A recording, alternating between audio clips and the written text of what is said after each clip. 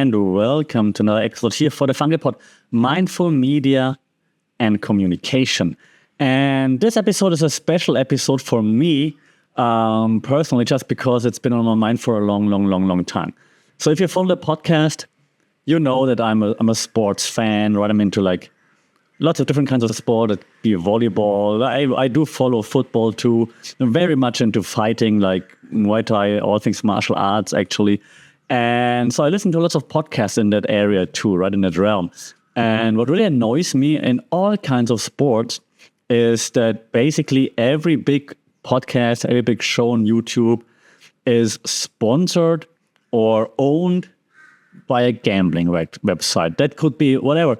That might be DraftKings. That might be whatever other, now it's all slipping my, whatever other gambling app / site is out. The Underdog is like one of that sponsors all the NBA channels right now, right? And so I'm not necessarily just hating on the business itself a little bit, but I just find it very interesting and a little bit concerning that gambling is just in the mainstream. It's normal. Everyone's like, yeah, sure, of course I gamble. And the thing is that even people like with big podcasts who always try to act like their moral compass is so intact, they do only the right thing, they only talk about the right things, they don't have a hidden agenda or anything, even they are selling out being sponsored by their good friends over there at DraftKings. Ariel Helwani, for example, on the MMA Hour. Luke Thomas, Brian Campbell, also MMA content creators / boxing journalists, also now on the DraftKings network and so on. So, and I'm of course happy that they get the money so that they can keep creating content. Great, good for you. But do you have to sell your soul to a gambling site, which of course, as we know, always affects the people that can afford it the most, right? It's like those people looking for like the quick money fix, like, oh God, I'm lacking money. Maybe I get lucky this time. I watched so many fights. I watched so many football games. Let me place a bet here or there. And maybe I'm going to win more money. And then all my sorrows are gone for a month or so. And so why am I so into that? I think it's also because I see it a lot. So I live in Thailand, as you might know if you follow the podcast, and gambling is not allowed here by law. That doesn't mean people don't gamble. People gamble a lot. Be it like in person at Muay Thai fights, for example, be it online, okay? I see lots of my Muay Thai coaches, for example, who don't earn that much, okay? A Muay Thai coach doesn't, in a normal average gym here, does not get rich doing Muay Thai coaching, for example. And I see them betting on like random football games all the time. And it just breaks my heart that they feel the need to use the little money they make to try to make a little more by gambling on like a third division German football game, for example. Or like the other day they were gambling on, I think, Levante FC, like a second tier Spanish game or something like that, right? So they don't even know much about it. They just look at the stats, they're like, okay, I think that team is going to win, and then they gamble on that. So that's just a bit sad, okay? And I think the problem here lies within the media space. And so I try to explain a little bit like how gambling now became so accepted and how like the gambling companies really did a good job from their point of view, utilizing media, trending media formats, for example, to be like present themselves in a different light, okay? Last thing on this before I explain the theories, when I was still working in like marketing agencies and so on, in Europe, I had a few job offers from gambling sites back then. And back then, all those big gambling websites, like online poker and whatnot, all those things, they were all like on either Cyprus or Malta in Europe. That already tells you a lot. If the headquarters is there, I never accepted those job offers. Maybe I should have, and then I would have been better off now and would live by the beach. But just to let you know, like how like it always was like this little bit shady, and now all of a sudden it's like super mainstream. So how did this happen? Okay, let's dive into this flashy, high stakes world of like gambling apps, websites, and so on. And like I said, it was confined to be like shady, like on Cyprus and Malta, and like shady backrooms and just in gambling, right? And those like smoky casinos and stuff. And now gambling has gone mainstream. It's infiltrating your smartphones on every move you make, and it's in every living room on the TV, sponsored by this, sponsored by that, right?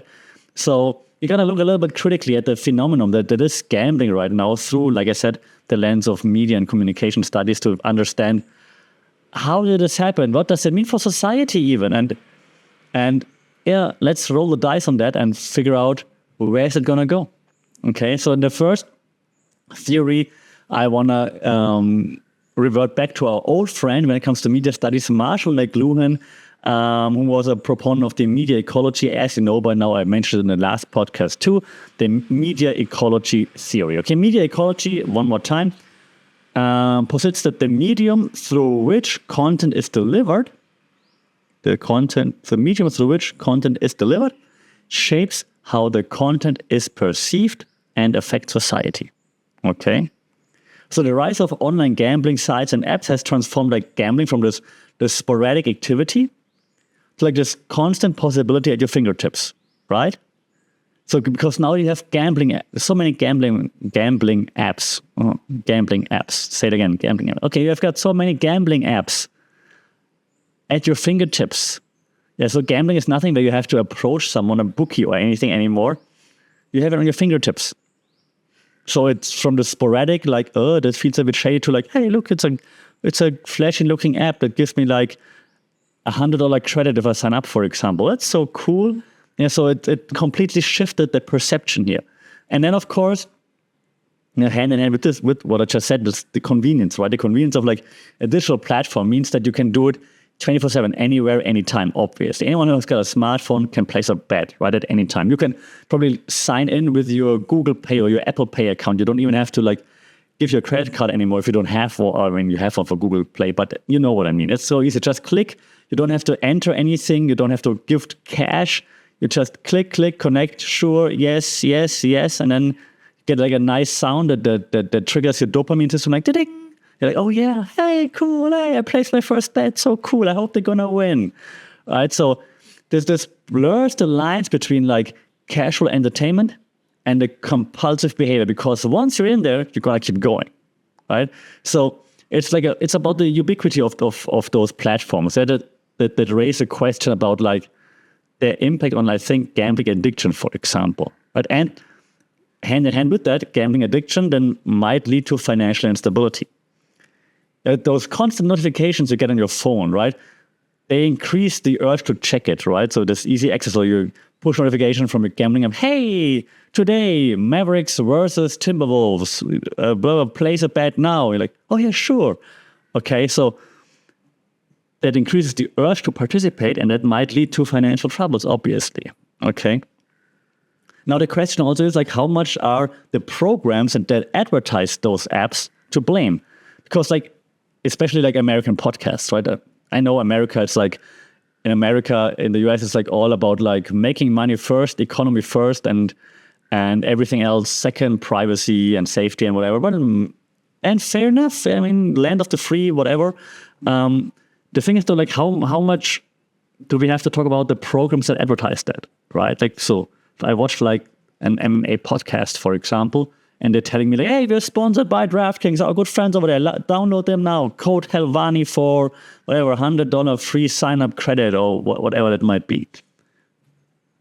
And then at the very end, it's like this quick note, like if you have gambling problem, call 1-800-GAMBLING for.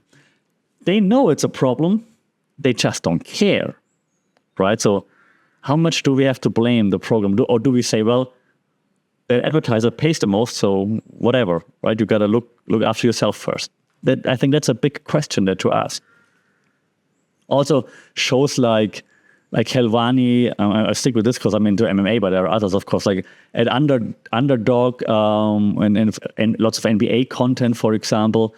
I think Ball Nation does like those IG videos, for example, and there are a few other YouTube channels that are very good right now, like Hoop AM or something that I watch a lot. It's also sponsored by Underdog, and it's always like in between the video, like, hey, by the way, this is brought to you by Underdog. If you use Underdog now and you get this sign up bonus and blah blah blah.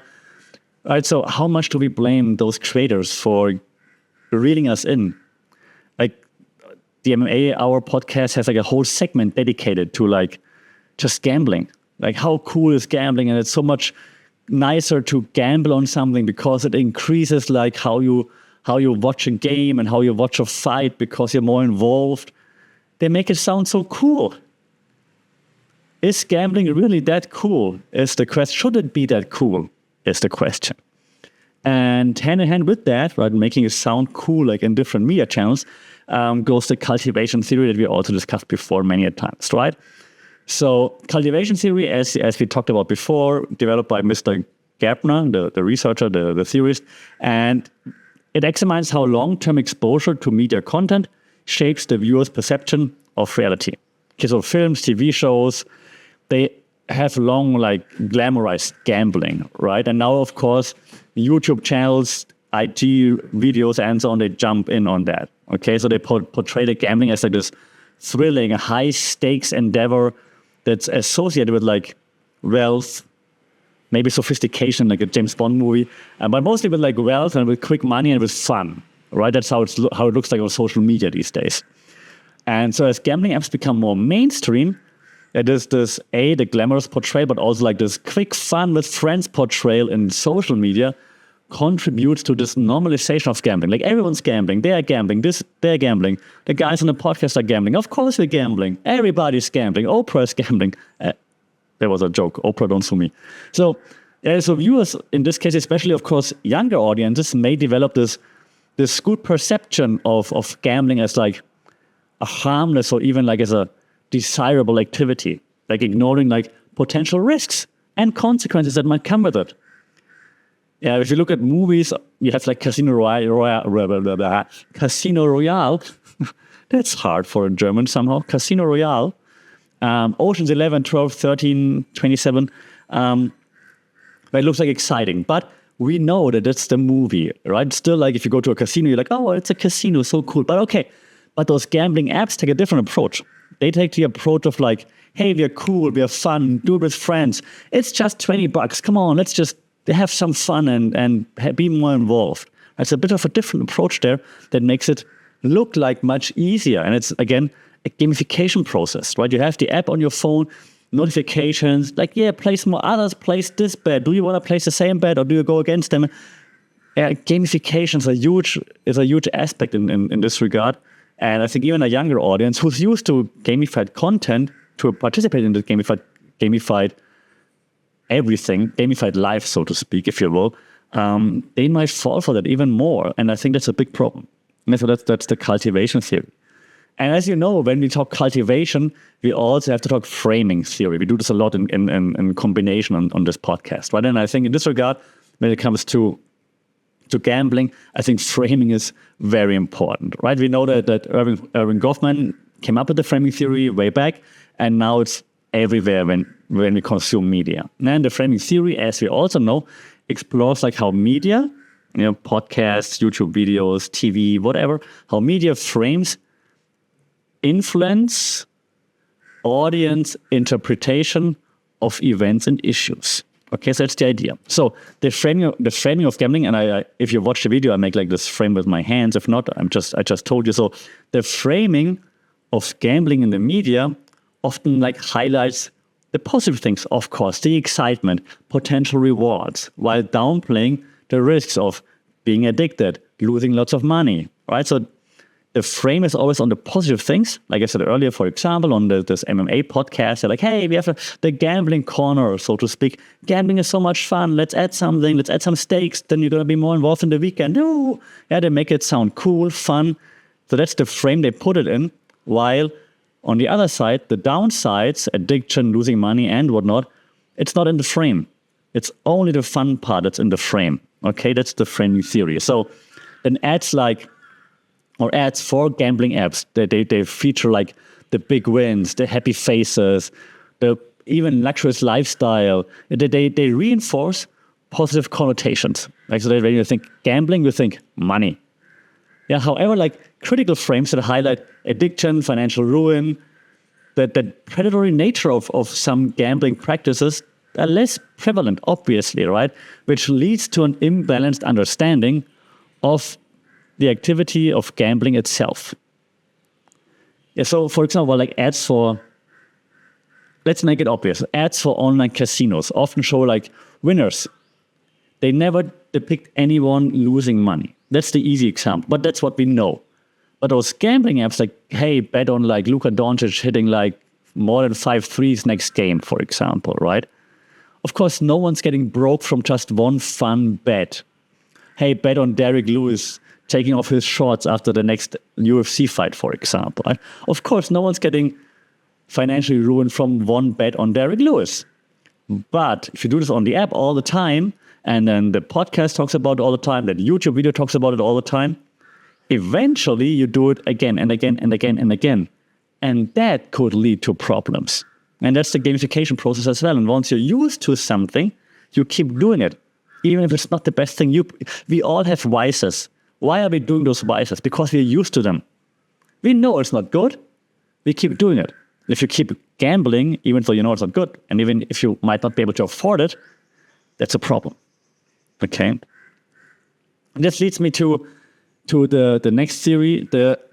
We talked about this also a few weeks ago, but not that many a time, so I'm going to slow it down a little bit now.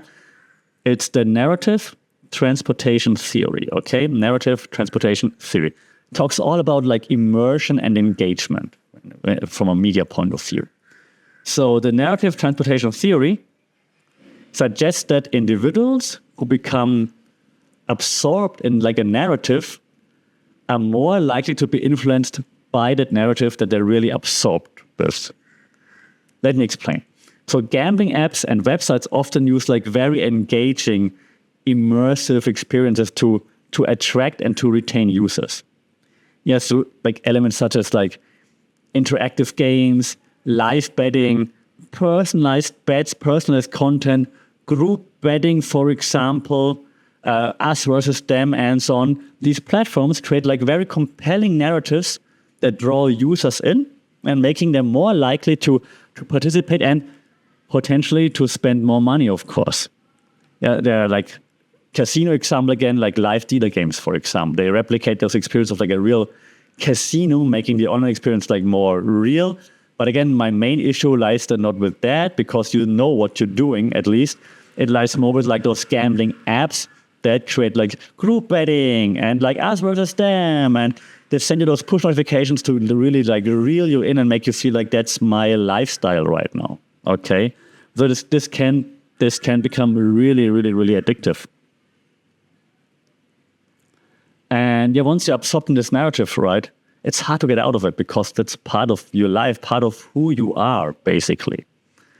And the last theory is also like one that we talked about a lot. So you see, and it's not that I'm running out of theories, by the way. There are so many more, of course, but I'm using like the common theories right now to just showcase how, I want to say easily, the gambling industry manipulates the media or uses the media to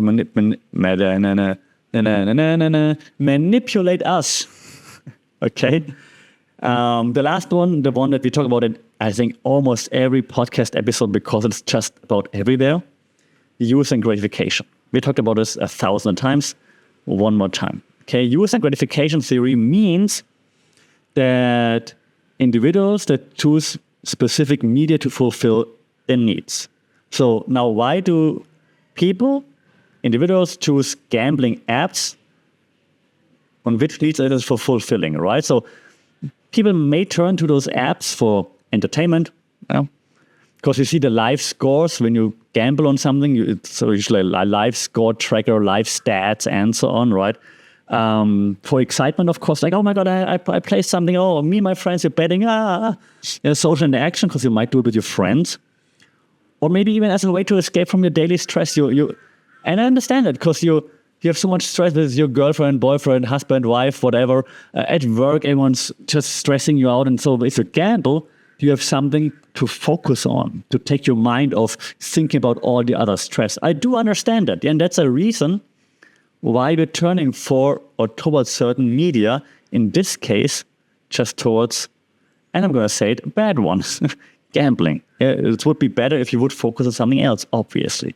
So if you understand these motivations, and understanding these motivations is I think, very important for addressing like a broader like societal implications of like mainstream gambling, I think. Because, of course, these apps can provide like short-term gratification, right? With all those things that I just said right now. They can also lead to like long-term negative consequences. So in the moment, you're like all excited, but in the long term, you lost money. You're taking money out of your pocket.